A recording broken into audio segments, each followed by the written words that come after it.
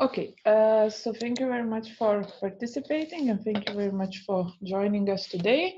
So we are in the second year of the project, and what we want to discuss today and what we want to learn today is where do we stand and what we have learned already so far. Just a small introduction to the agenda. We will have a introduction from 10:40. We will have Mr. Alvaro Nofuentes talking about the WiseGRID tools and how these tools will help to empower our citizens. From 11:20, we will talk about citizen engagement workshops, the feedback of the citizen engagement workshops, the methodology of it, and the results we already have.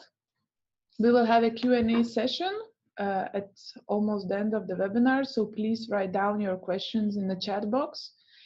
And if you have some problems, also please write them in the chat box as well. At the end of the webinar, we will have a few takeaway points from what we have learned and what we have discussed during the webinar. So there will be a small closing remarks at the end. So what is the project and what we do here and what we are talking about? The WiseGRID project, the main idea of the WiseGRID project is to put a set of solutions and technologies to increase the smartness, stability, and security of an open and, what is very important, consumer-centric European energy grid with increased storage technologies and increased share of renewable energy sources. So the WiseGRID project was built on another successful project called Mobile Grid. The coordinator of the project is Etra ID, it's a Spanish company, and we started this project in 2016 of November, and we will end the project in 2020.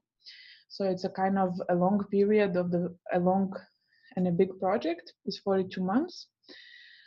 We have 21 partners from different 8 European countries, and we have a big consortium, and we have a good and extended knowledge.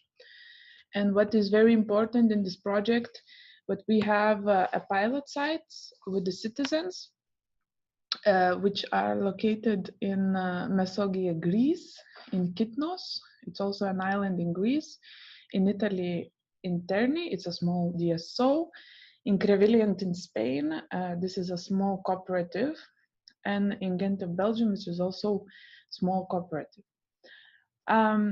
So the main goal of the project is not only to test and not only to develop the technologies, but it's to empower citizens by creating these smarter systems.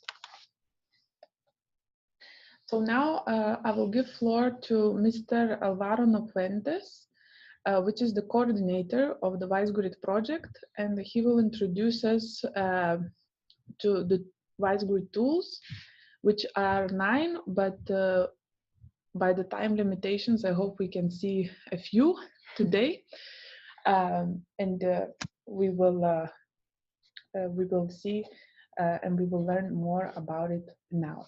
So Alvaro, if you can now share your screen with us. Okay, thank you. Can you hear me well? Yes, we can hear you well. Okay, perfect. Can you see my screen? Yes, we can. So if there are problems for the participants, please write it down in the chat box. Okay, perfect. So as Baiba has said, I will give you some details about the technological tools of the project and also about the progress development. So, well, as you know, WiseGRID, we will deliver 9 different tools or products addressing different type of stakeholders in the energy field. So we will start with the WiseGRID cockpit, which is a technological product targeting DCOs and microgrid operators, allowing them to control, manage, and monitor their distribution network, also using the flexibility provided by different actors to improve the stability and security of their network. The main purpose of this tool is to enable the grid operators to manage the fundamental changes that the new distribution grids are facing nowadays. For example, this transition towards a grid with high penetration of new distributed and renewable energy sources, and the presence of additional loads coming from, for example, electric vehicles. In addition, this outcome will bring to the operators new possibilities of planning the network. And this tool will be developed by ETRO Research and Development. Then we have the tool targeting small prosumers, which is the WiseHome app. And this tool serves as the interface with the residential electricity consumer and prosumers. And its main goal is to provide a deep and comprehensive understanding of the energy consumption of the household of the user. In addition, this tool will also inform the user about the state and performance of other assets, such as their local generation, their batteries, or even if in case they have some EVs or some charging stations.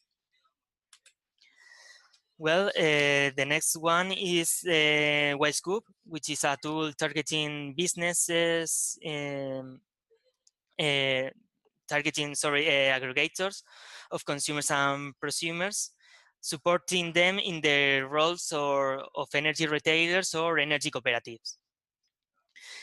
The main goal of this solution is helping consumers and prosumers work together in order to achieve better energy deals while relieving them from administrative procedures and other cumbersome research.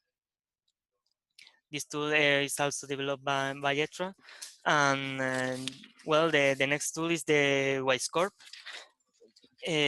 which is the solution targeting businesses, industries, and energy sources, energy services companies, sorry, and also facility managers, with the objective of providing them the necessary mechanisms to become smarter energy players.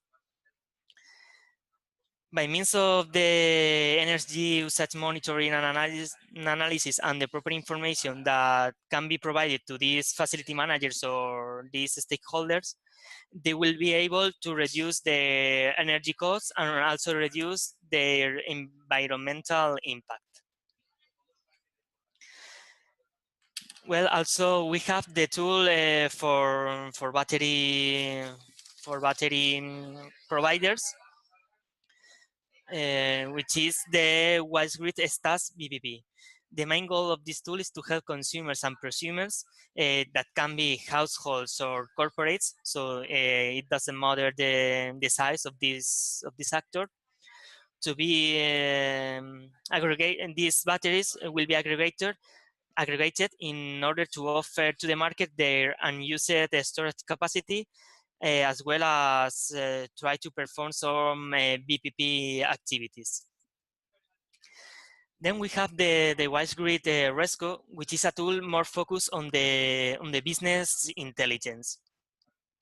This tool will manage the relationship with between a renewable energy service company and their customers, in order to provide them renewable energy sources, but without the necessity of owning or maintaining this equipment.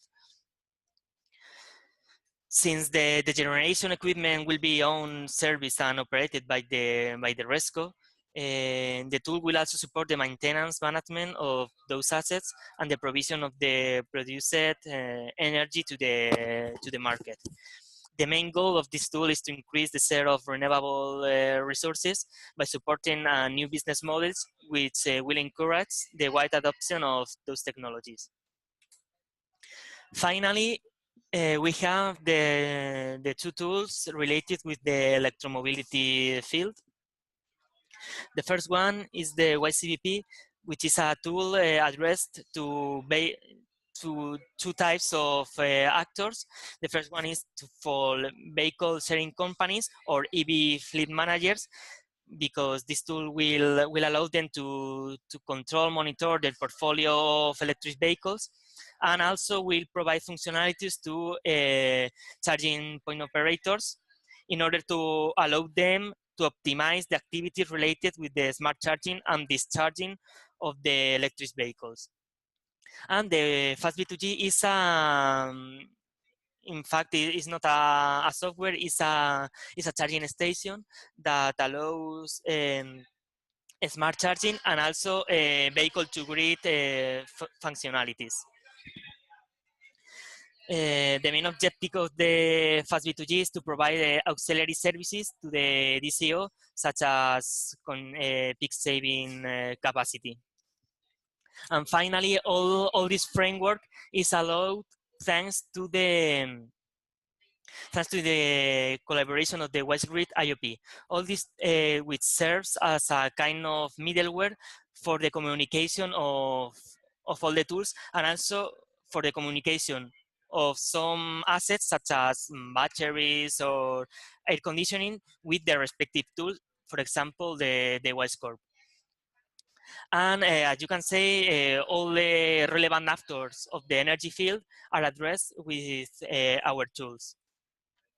And also, I will give you some details about the simplified architecture in order to show you how these tools actually also helps to empower citizens. So, well, we will start with a simple case.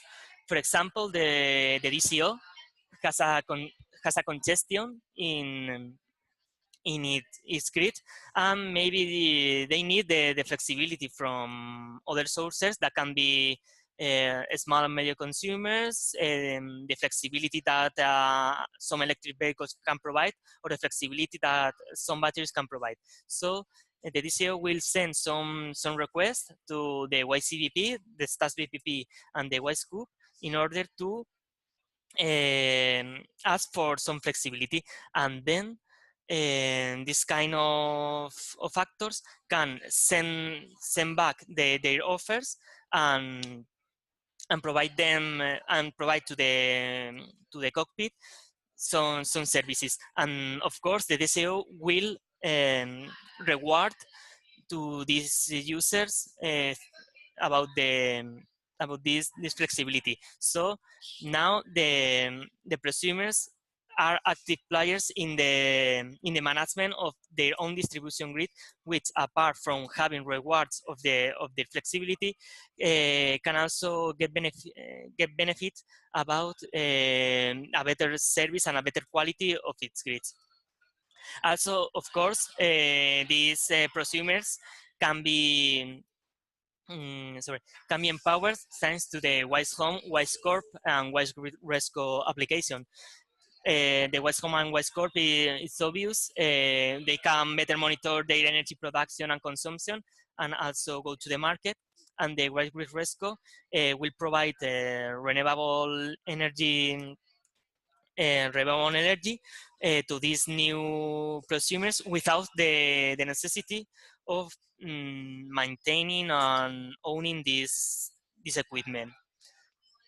And also these prosumers will be empowered thanks to the cooperative work of different different prosumers. For example, if the prosumer is part of the WiseCube, they can get better energy deals or better energy tariffs, or also better control the overall energy production of the whole cooperative. And also, if they are part of an EV sharing company, they can get beneficial thanks to the lower energy prices that the smart charging provides. So thanks to this architecture in which every partner is involved, the small and medium prosumers are empowered. Then also talking about the demonstrators, as Baiba has said, we have 5 demonstrators in Crevigen, Flanders, Terni, and also both in Greece, which are the region of Misogia and the little island of Kythnos. And not all the tools will be tested in all the pilots, but according to the business model, to that the main partner of the site has, some tools will be tested. For example, in Crevigen will be tested the fast B2G, the charging station, and also for there is so important the WiseGRID cockpit, because it will help to better control the distribution grid.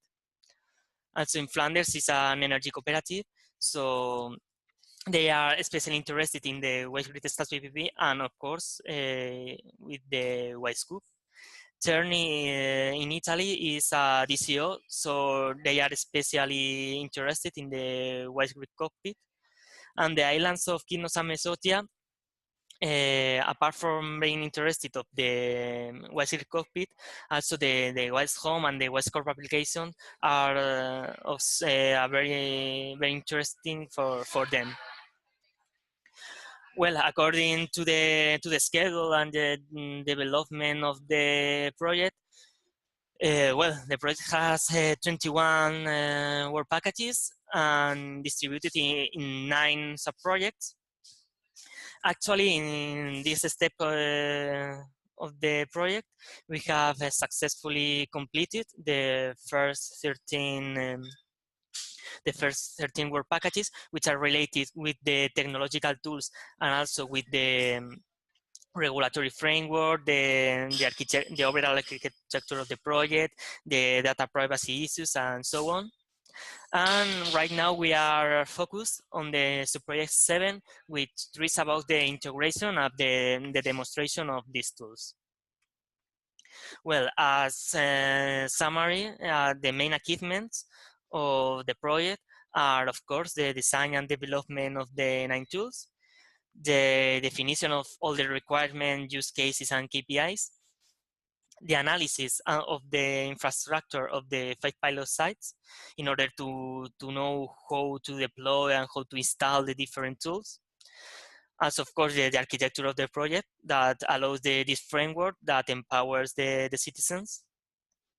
And as I have said just before, the market social and regulatory analysis and the approval of the data protection impact assessment in order to be compliant with the new GDPR, which is in force since May 2018. And also I want to take advantage of this telco to announce or to say that we have won 3 awards thanks to our work. The first one was the Good Practice of the Year award, awarded by the Technology and by the Renewable Grid Initiative. We won this project in the Technology and Design category, and also in the European Sustainable Energy Week. We have been awarded twice, one with the Business category award and the second one with the Citizens Awards, that proves that this project is interesting not only in the business and technology area, but also in the social field. Thanks. Now I have some time to show you a short demo of 4 of the tools of the project, the ones that are developed by ETRA. If any of you has a special interest of a demo of another of the other 5 tools of the project, maybe you can send me an email or to get in contact with Baiba, and maybe we can try to arrange some telco or some video or whatever. So I will see how can I share this new this demo. I think it's like that. Yes, Alvaro, we can see we can see your screen. Yeah. Okay, perfect. So, well, as I said to you, the WiseGRID cockpit, which is this tool, is the tool addressing DCOs and small microgrid operators. So, for example, in the dashboard, we can see the demand of the grid in the last hour, and also the production of the renewable assets, and of course the forecast and of the demand and the production of the grid. Also, we have the map. This is the map of one of the pilot sites, which is Crevillent. Sorry, okay. I can show you the lines of the distribution grid of Crevillent, and also, for example, the site point location. Whoa. So, well, we can see, apart from the lines and the different states, we can see the different supply points of the company and monitor them.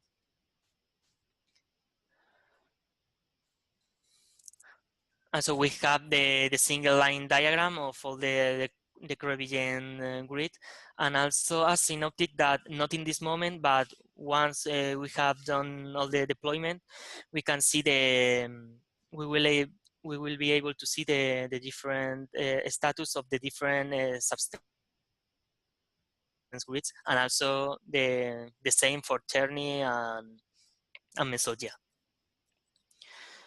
Well, also we can see how yes, there are different functionalities. I won't stop in all of them because this can be very, very, very long.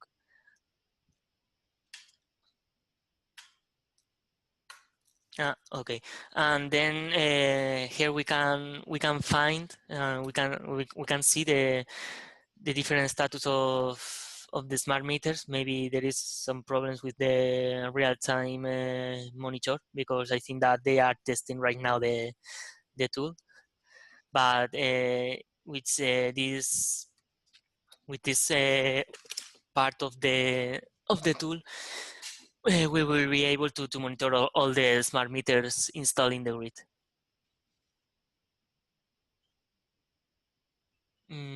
Yes, maybe it's worth it to pass that and go ahead with another functionalities. Sorry about that.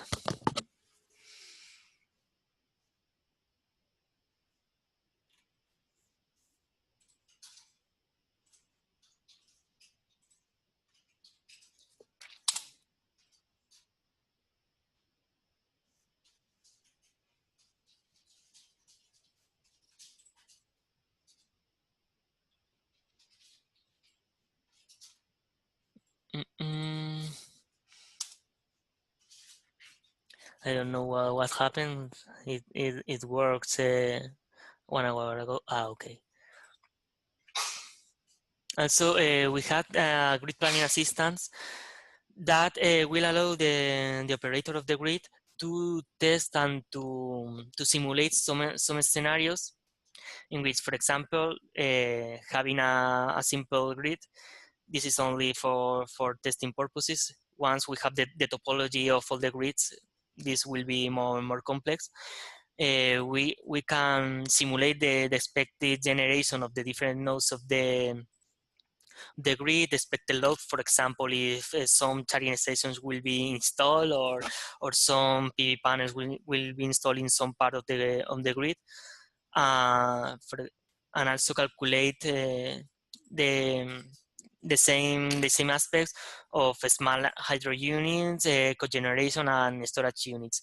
And once when the operator define all these aspects, the simulation will show, for example, if the grid can support this new deployment. For example, the test case that is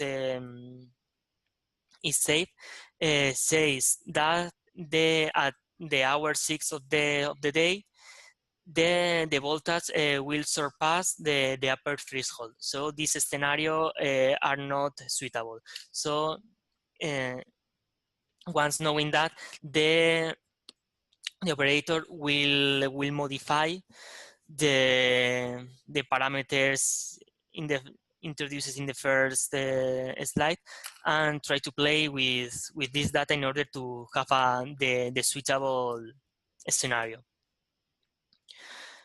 Then also we have a grid maintenance module which explain all the incidents that occur to the different assets or lines of the grid. For example, there was a problem with a battery or maybe with a line, and also the corrective actions that can be performed. For example, assign a worker or try to solve the issue with a phone call and so on. And finally, we have the ancillary service part, which is related with the overall architecture of the project.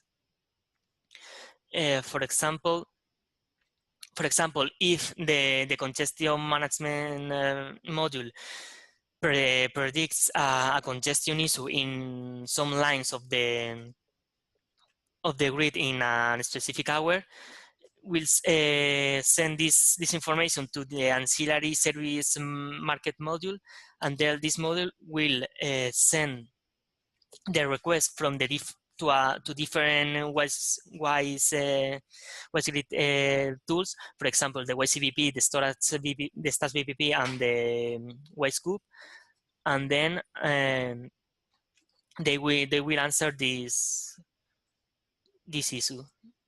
Sorry.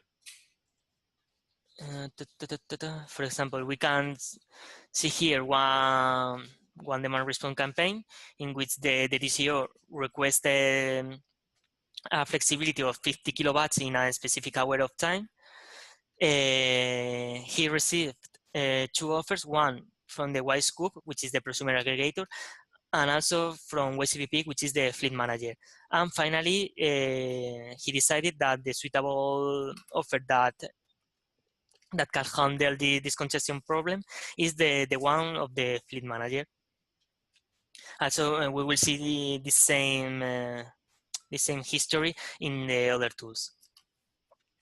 So I think that that's all from the WiseGRID cockpit. If you have any question, please after all the demo, you can ask all you want. Then we have the WiseCube that, as you remember, is the tool for cooperatives and energy aggregators. Here in the dashboard, we can see the energy consumption and production of the whole cooperative within the different days, and also the different distribution of the energy consumption regarding the tariff, the 1, 2, 3, if there is big tariff, valley tariff, or something like that. And also the production share in the same parameters as the demand as the demand. So, yeah, so well, we have some details about specific prosumers. For example, this prosumer that can be named John. We can monitor the energy demand in an hour time frame, and then we can see its energy consumption during the last day with a time step of 1 hour. Well, after that, we have a heat map about in which part of the grid are consuming more energy, or the parts which are not consuming so much, that provides different parameters to the WiseCube user. Then we have the part more related to the market, which are the tariffs, sorry, in which they can select the tariff, some tariffs, modify them in order to offer this tariff to the to the Wise Home users, because there is a strong relationship between the Wise Group and the Wise Home, and also the Wise Corp. Also, as they are a cooperative, they are different kind of energy users, and then the cooperative can cluster them in different parameters. For example, in parameter of demand, we can see that there are 3 different type of customers with an average demand in a working day and non a working day, and this can be so useful for them in order to provide them a better energy deals or energy tariffs. For example, also we can say that if we select the cluster of demand and we select a specific customer in a range, for example, in June, like that, we can see how is the behavior of this in green, how is the behavior of this specific consumer related to the average of the cluster in which this consumer is included, and also the energy production. So we can see that this specific consumer has no production units.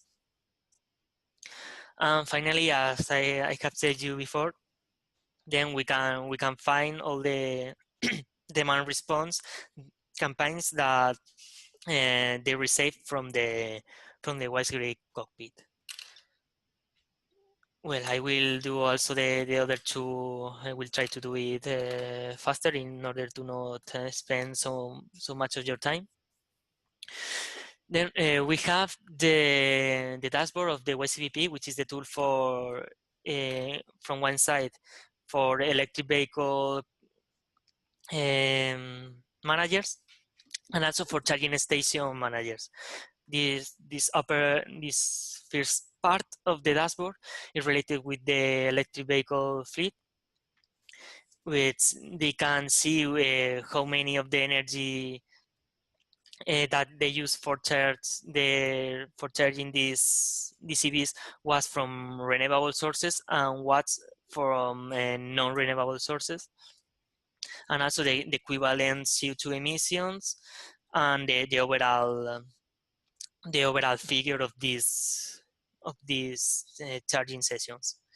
And the same from the side of the charging points operators. Then we have a map with real data from a little cooperative from Belgium called Partago, in which we are currently monitoring which are the different EVs and charging stations. For example, this charging station has 2 connectors of type CHAdeMO, which are free and allows a power capacity of 24 kilowatts. And then, for example, we have here an electric vehicle, which is practically fully charged and has an autonomy of 500 kilometers, which is not so close to the city center. Also, regarding the part of the supply equipment, we can, for example, look at one of that indicates that the three connectors of the charging station are busy. So right now, if another EV driver wants to charge its car, so it's not possible right now. And the same is for these EVs.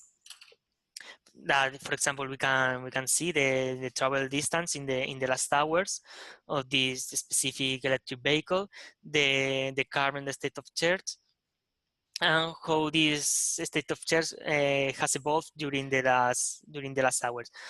Also with some details about the percentage of charge and discharge ratio in a specific hour.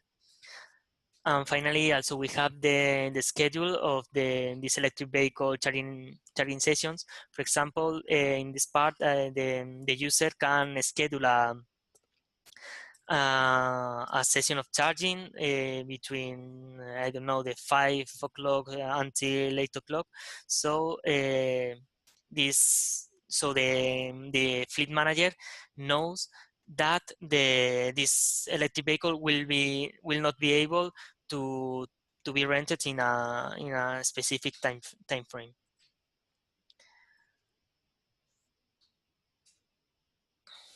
Then we have also the charging session details that compares how is the smart charging of the electric vehicle compared with a normal charge of a normal charging station without the intelligence that the WiseGRID provides. So for example, in the specific charging session, we can see that thanks to our algorithms, the price is lower, the CO2 emissions are lower, but also, of course, it implies an increase of the overall length of the charging session.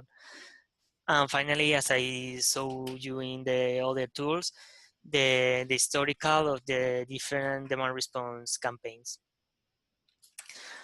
And I want to finish that with the WiseCorp, which is the tool addressed specifically to energy services companies or the facility managers.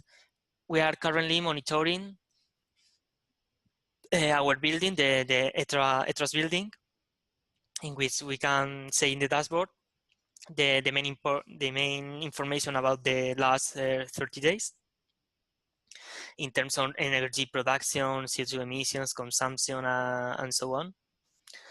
Then also, if there is a facility manager or a company with different buildings, so they can monitor, he can monitor them in this map and look for all the assets that it provides. For example, a PV panel and 5 different smart meters that controls different that monitors different parts of the building, the lighting, the HVAC, and so on. Well, for example, this is, as I said, this is the ones from Meta, and we can look at the lighting in a specific time frame. The metric that the facility manager wants in an iteration of 1 hour, for example, and to see how was the evolution of this parameter during the time. Also, it is possible to put more than one and compare different parameters but they can be, if you put a lot of them, maybe it can be so hard for a demo.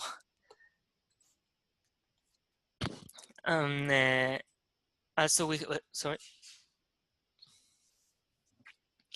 have the optimization tariffs. So, for example, for this one, for this building, we can.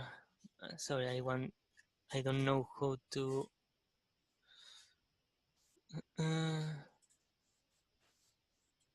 Okay. We can see the details of the current energy tariff that our retailer provides, and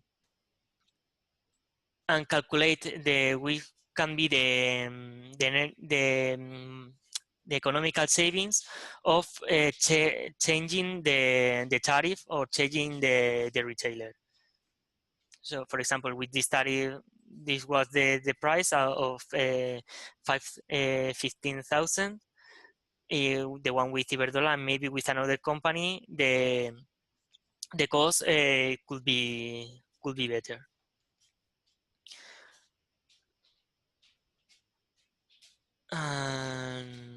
Well, I think that's mostly all about these 4 tools. As I said, if you have more curiosity on the other tools, we can try to offer you the maximum information possible. So, Baiba, I think that's all from my side. So, if you want to share your screen right now to your part. Yes, we will proceed. Yeah. to the presentation. Yeah. Okay. Thank you very much, Alvaro, for such an in-depth analysis of the tools. And now I will give. Now we'll go to the second part of the webinar. We will talk about. Feedback citizen engagement workshops in the WiseGRID pilot sites. And I give a floor to my colleague, Mrs. Sara Tachalet. Yes, hello everybody. My name indeed is Sara. I also work for RescuePU, and together with Viva, we are in charge of first the dissemination of the WiseGRID project, but also the citizen engagement, and that is what I will talk about the next couple of minutes. First things first, so Alvaro talked about these technologies. So that's our slogan of WiseGRID is smart tools, empowered citizens. So it's very important for the WiseGRID project that it's not only about the development of these tools, but also that we really try to involve the citizens within the project. And how do we do that? So we place the citizens in a central, they have a central position. And how do we keep contact with them? Via the pilot site partners, because of course, we as RescuePU, we are a European federation, and the people that have the best contact with the local situation are the pilot site partners in the different pilot sites. There are more like the methodology of how we try to do this engagement. There are different levels of engagement. So first of all, there is inform the people. It's just one way direction of information. We give information about the WiseGRID project to the different people, which is very important because they first need to know what the project is about. Then a second level of engagement is consulting. So this is really asking the opinion of citizens in a quite statistic way. So for example, what we did in the workshops is that we gave them a small questionnaire, a survey with 3 or 4 questions, and they can give input, and then we make an analysis of that. Then a third level of engagement is really involvement. And this is actually where we start having more like a dialogue with the citizens. This is, for example, what happened in the workshop in Ghent, where people were all gathered together in a kind of marketplace, and where there was a good exchange between the partners of different projects at one hand and the participants at the other hand. And then the last level of engagement is empowerment. And this is, of course, where at the end of the project we would like to be for each pilot site. And this is really where we build a strong relationship with all the local stakeholders and the citizens, and where the citizens really can influence the decision-making processes of the project.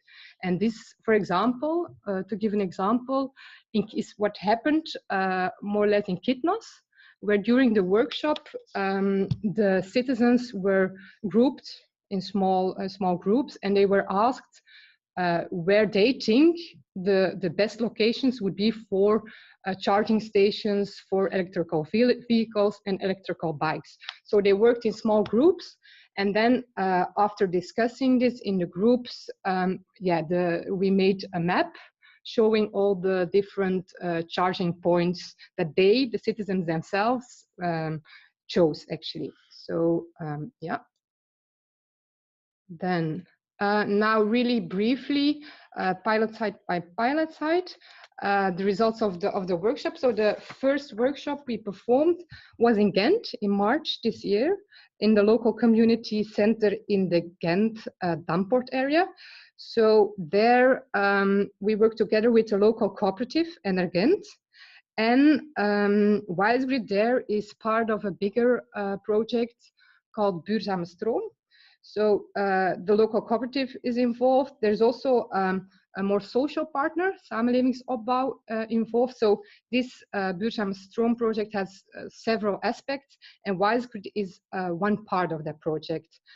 The advantage is that you can feel that by working with the cooperative and the social partner, there's a close connection between the citizens of that local area and the project. They really recognize this Buurtzame Stroom brand, which is very, very nice.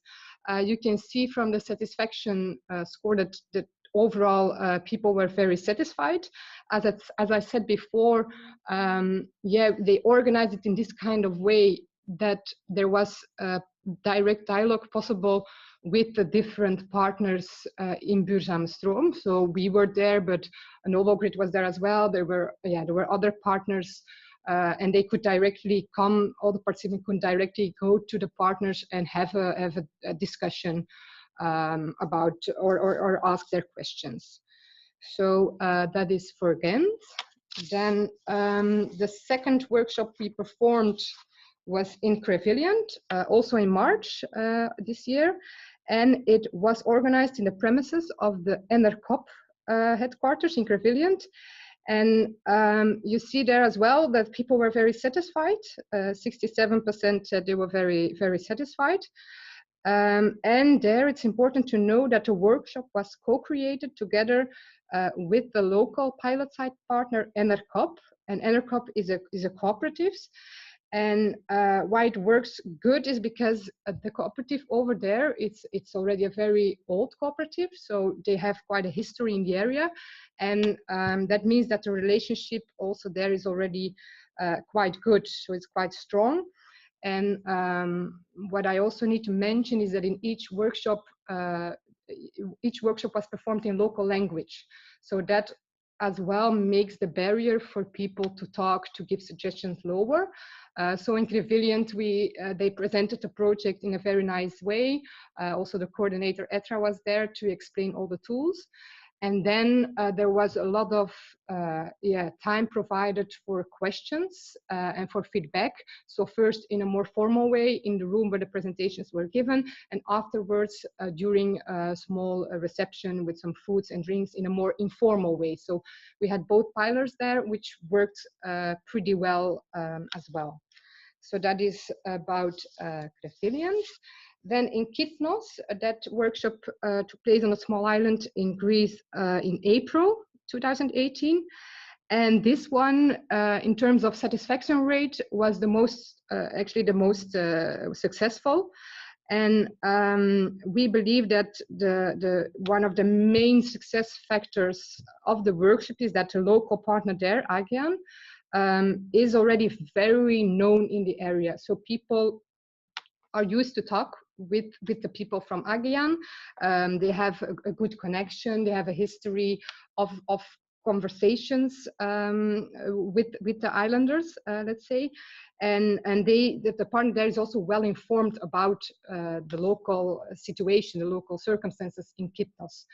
I gave the example of the map. This was a very, very interactive workshop. It was also performed in local language, in Greek, so me and my colleague, we were there as well, and we couldn't, of course, understand, but we could feel really from the atmosphere and from the reaction of the people that they were not afraid to talk, because they have this long history. They really could say what they thought, what they think. So that was really positive. And as you can also see that, they say, for example, there was enough time to ask questions. So they really felt comfortable. That's the main takeaway, I would say. And then in Terni, so the last workshop we performed, not the last workshop, the next workshop we performed was in Terni in May this year. And there it was slightly different. It was more, there for engagement, we were more at the level of informing the people. So people were gathered together in a big room, and they got a lot of information about the project, which is very important. So it's good to know that it's good that they know very well what the project is about. But there, the interaction with the citizens was less, and you can also see that from the satisfaction rate, I would say. People were also satisfied, but maybe a little bit less, but there the situation is different. There is a local DSO, so from nature they have a less contact with their customers, I would say, if you compare it, for example, with the situation in Crevillent, where there is this cooperative. So the nature of the local partner is important there, but it's good. We see the engagement really as a process, and where we maybe start now with informing the people in Terni, the first step is taken, and at the next one or next occasion, we can go further. So yeah, that's for Terni. And before I go on, maybe for your information, the last pilot site is in Mesogia, also in Greece, and there a workshop was performed this week, actually. So now, yeah, so we still are waiting, actually, to have a conversation then with the people that were organizing this workshop, so the project there also can find out what the results are. So that still needs to come.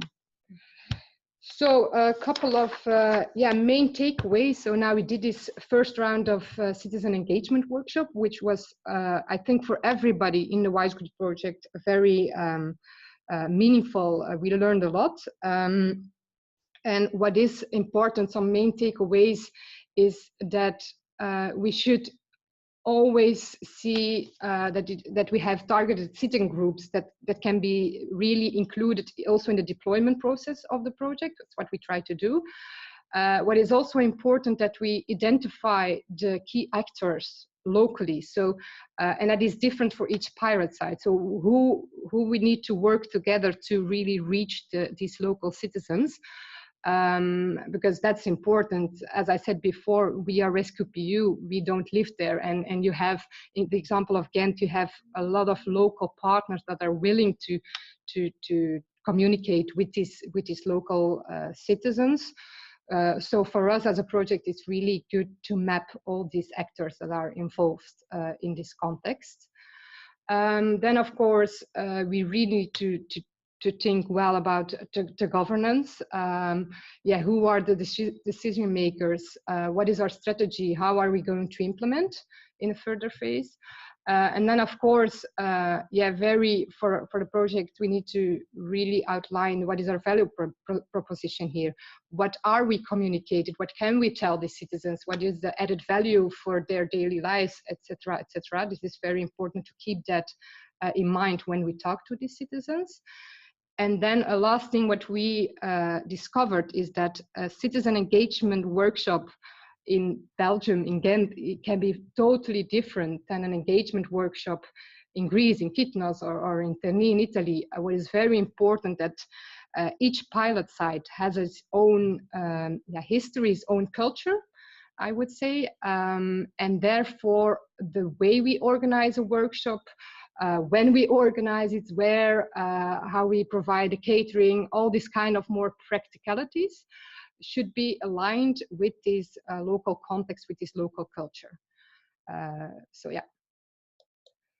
Then maybe now, Vaiva, you can tell a bit more about what is next for citizen engagement. Yes, thank you very much, Sarah. So the second round of citizen engagement workshops is planned to be on 20th. It's after 2 years from now. It's still on the negotiation process. We might send this date a little bit further or a little bit earlier, depending on the circumstances and depending on the deployment of the tools.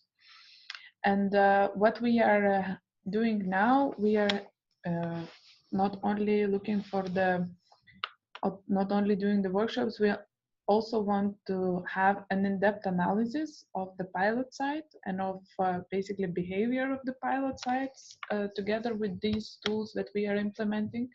So together with the partners, university partners from University in Athens, we do the pilot site survey. And we only in the enrollment of the survey process now, and we hope to gain more knowledge later. And now we have some time for the questions, and I will like to open a chat box. Yeah, it's open already. It's open.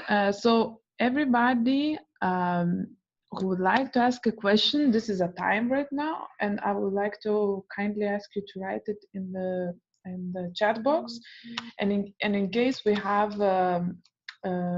some kind of we will need some kind of corrections or more input from you, I will just unmute you and would ask to have a small discussion. So the floor is yours. Okay, that's a question. Great. Can you provide more? Dubravka Grams from Slovenia is asking, can you provide more information on how did you collect customers? Okay, I can try to answer that question.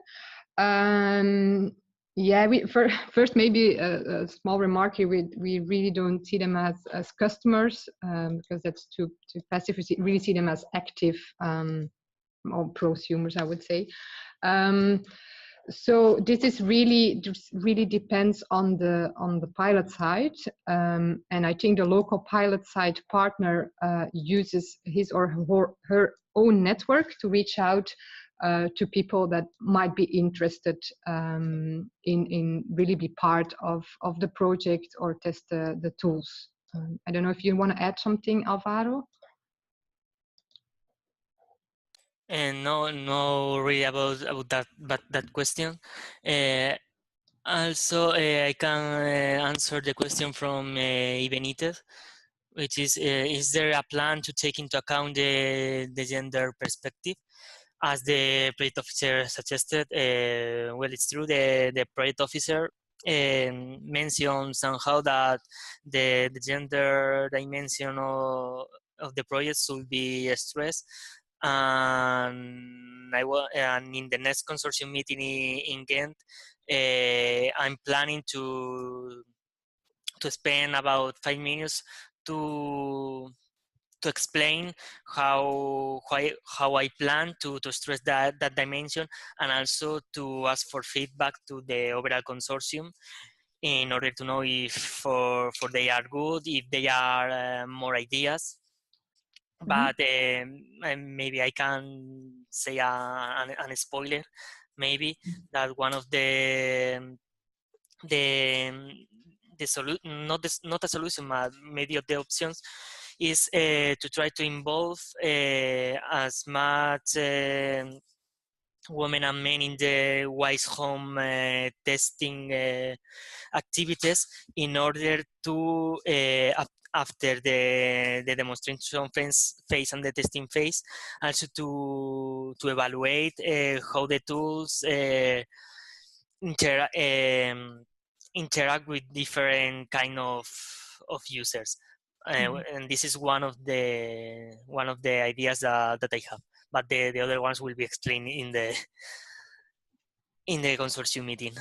Okay, Great, thank you. And then there is a question to Alvaro. I think you could also answer this. There is Marcel asking about the empowerment of citizens through the applications. How do you handle the friction between transparency and automation of the apps, assuming the citizens do not have time to spend too much time? Alvaro?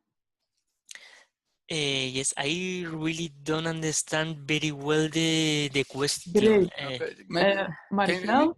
Yeah. I mean, we did some projects, you know, with also have solutions where the customers were their energy, sell their flexibility and that sort of stuff.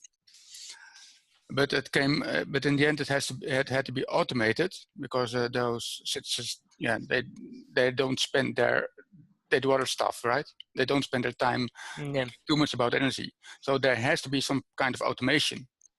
But it also means that for those end users, it's becomes a kind of black box. Yep. So then that's something I struggled already with for quite some while, a couple of years. How to solve that. Okay, I think now I understand. Thanks. Regarding the application more related with the citizens, which they are the Wise Home and the Wise Corp. The Wise Corp for sure will have a module called the Asset Dispatcher that will handle these automation processes. For example, if the energy optimization scheduler say that the lights will be off at 3, I don't know, 3 o'clock, or the HVAC should decrease a couple of degrees the temperature. This scheduler will send the command to the asset dispatcher, and the asset dispatcher, by means of the WiseGRID IUP, will communicate with this specific HVAC. This type of devices will be automated by 2 ways. One, if there is a smart device, there will be no problem, because our interoperability platform will communicate with it without problems. And also, we are looking for specific sensors that allow us to automate their behavior. And also related to the Wise Home, if people doesn't have these automation devices, the tool will be for sure sending messages to the app, and also to the mail of the customer, in order to say to him some advices in order to better modulate his energy behavior. I don't know if I answered your question. And maybe, Alvaro, I can a little bit complement, because Faiva said this already before. Right now, we're actually, we developed a more in-depth interview, let's say questionnaire, a survey for the different pilot sites. Together with the University of Athens, we created this, and there we will really ask more indeed about I say the preferences of the consumers, of the prosumers. So we will then ask, do you have these smart appliances at home? Are you willing to, I say, give in a little bit comfort? All this kind of social impact questions will be asked also for us as a project to have a better understanding of each context in the pilot sites. Okay, thank you very much. Thank That you, answers my question, I think. So if nobody there are has no more any more questions, I don't see them, but yeah, in case somebody wants to ask something, you still have the time and the place to do that. Okay, yeah, maybe we should then move on. So the closing, so firstly, thank you very much for your attention. I think it was kind of in-depth webinar, and I think some of the informations can be and are a bit overwhelming for now. But I hope that we will, if you have any more questions, or if you didn't think that you understood everything, there is always a way to ask a question. There is always a way to send us an email or write in the website directly. So what we learned so far is that there is different tools that are developed in the WiseGRID project, and they are smarter in the distribution grid. There is tools for demand response, and these tools are developed for different pilot sites, and not all of them are going to be tested in each of the pilot sites, because I think it's very important to remember that there are different conditions in the pilot sites. There are different climate, there are different climatological conditions, there is different legislation, there is different technological improvements in the pilot sites as well. I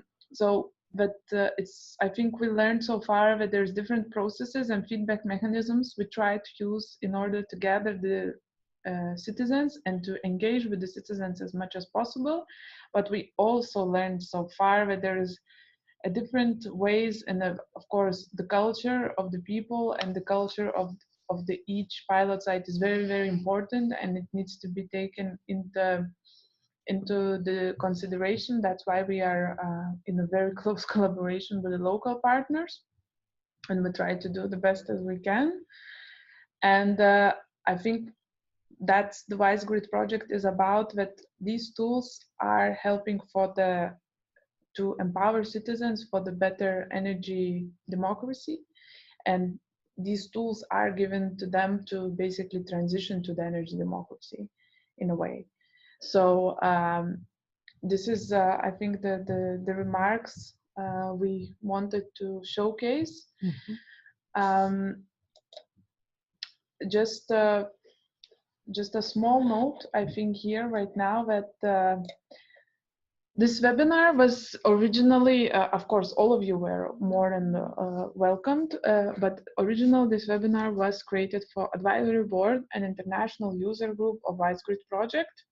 And these are our main stakeholders. And if most of you are here, and I would like to say that we need a strategic guidance from you guys to develop the products, to look at the user take-up. It's always better for the project to have a third eye, to look at the things that we are developing and to get some feedback as fast as we can in order to gain that and try to implement this the best way possible. And also, I would like to note that there will be a small survey with only very few questions developed for you guys to answer and for us to gain more feedback and to improve, because now we are in the middle of the project, so we still have time to gather everything, and it will be sent after the webinar to you together with recording and yeah, maybe today or tomorrow, later this week. Later this week.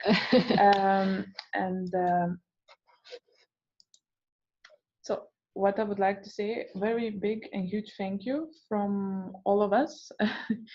And there's lots of information that you can find on our beautiful website, wisegrid.eu. Please follow us, tweet us, and like us on Facebook. We are very active there, and on Twitter as well. And we try to not only showcase our developments of the project, but we also try to make it as informative as we can in order for you to read some articles about the newest technological developments of our partners and not only. So I think that's also a useful social media to follow. I'm mute Alvaro, and I think he also wants to say some few words.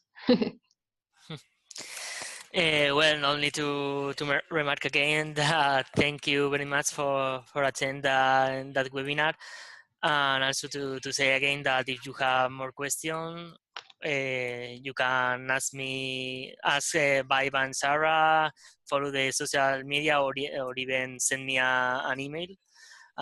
We will be glad to answer your question and to provide you more information about the project. Thank you very much. Thank you, and enjoy the rest of your day, I would say.